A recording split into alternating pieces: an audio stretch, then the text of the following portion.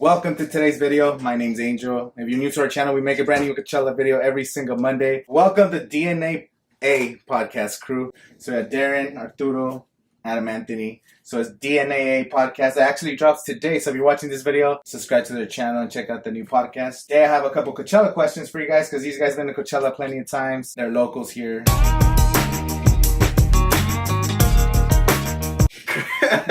Craziest Coachella story I ever had. Oh, you want the real one or the fake one? Let me think about the politically correct one that was not going to I wouldn't say it's the craziest, but I think the most memorable for me was, I think it was maybe like our second or third year we went to Coachella. At that time we were, I don't know, maybe 19, 18. At that time we weren't really like experimenting with like drugs or anything. So we were just alcohol, and we drank so much before we even got there. This goon rode on the back of, you know, like those things that like chauffeur you in, like those little the pedicab. The pedicab. This dude was hanging on the back with like one arm out and one arm up the whole way in, and I thought it was the most gangster shit ever. In my defense though, we were all going as a group. Two people in the group said, "We're not walking, fuck you guys, we're getting on this pedicab." And I was like, "Why the fuck are you leaving us?" And they're like, "Oh, they're just going." I just like, fuck them, and I jumped on the back and just looked at everybody as I was being carted off for like a while, almost to the damn gate. Or who was it? It was R.O. Grime. It was R.O. Grime, where it was me and him. We got lost from the big ass group, and we're just like, all right, let's just go see another show. And we were all in there, R.O. Grime, and out of nowhere, a whole, like, this doesn't happen at those type of shows either. It was like a dance battle where it was like a huge circle, probably like. But you have to say how it started though. Like, remember the Jersey Shore? Yeah. How they would smack the ground? Yeah. Such a douchebag move. It was bro. a douchebag move. It was such, but it was just me and him doing it at one time, and then all of a sudden another hand comes in. We don't know anybody around us, dude. Nobody. Like, everybody just started smacking their hand as the beat was coming up, and then when we looked around, we were just in the center of a circle. Like, oh, it turned out to be like it was like 10 feet that way, 10 feet that way, and me and him were just looking at each other like, we started it, and it was nuts. It was probably like one of the most memorable sets I ever had at Coachella. The one that I worked, because I did security over there, so when I did security over there, I was like in front of main stage, so I got to see everything go down. I worked at the Heineken House. Shout out to the Heineken House. But like, I worked over there before they changed it. Yeah. It was actually really cool because I got to meet a lot of the people, like the backstage performers, where I was just like chilling, back there working. But yeah, and then I eventually like ran into some guy. He lost his wallet. Somebody came up and gave it to me because I was security, thinking that I knew what to do with it. Didn't know what to do with it. I was like, all right, well, held it. Literally like 2 seconds come by, and this dude, he's like, hey, I'm looking for my wallet. I was like, what's your name? Do my thing, right?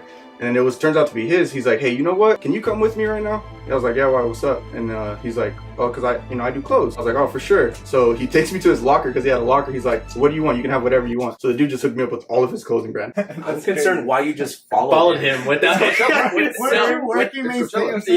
any resistance. He abandoned his post.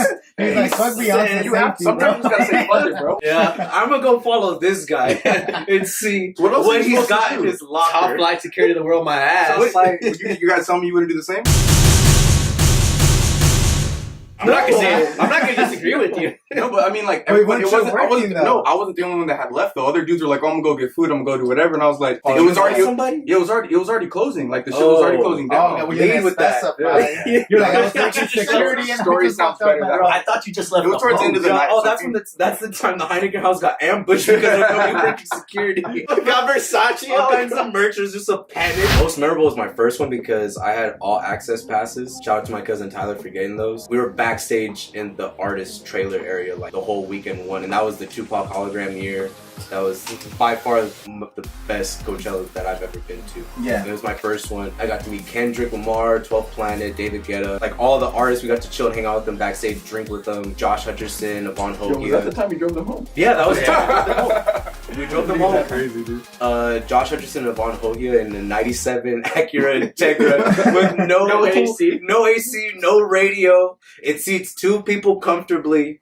That fucking car, bro, with crazy. 6 people. St. John.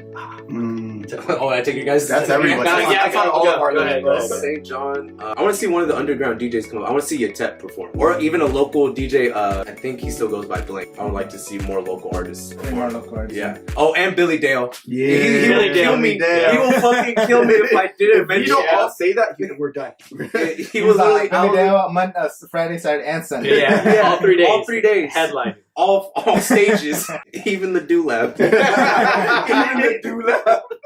For my three, I'd probably go St. John. I love like alternative side. Kings of Leon is my favorite, and they haven't been here since 2011, so I feel like they're due. And for a third one, I would say Calvin Harris. I love Calvin Harris, so he's my favorite DJ, and he hasn't been at Coachella for a minute. So exactly. I'm gonna follow the trend because St. John is the GOAT.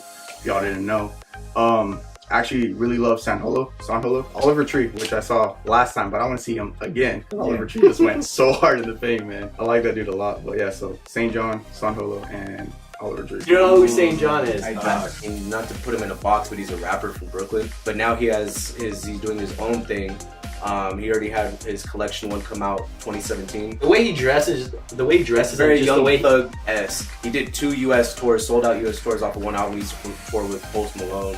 So he's on the come up. Just like outlandish, whatever he wants. Whatever he wants. Yeah. If you haven't heard of him, you should. I'll definitely check him out. Yeah, I got him to the list. For watching this video, subscribe and like if you haven't already. Definitely check out their podcast, the DNAA Podcast with Darren, Arturo, and Adamant. Before this ends, it's not DNAA, it's just DNA pronounced DNA, but spelled DNA. Like black pronounced black. All right, we're not gonna end this off on a racial term here, guys. Right? Let's PG.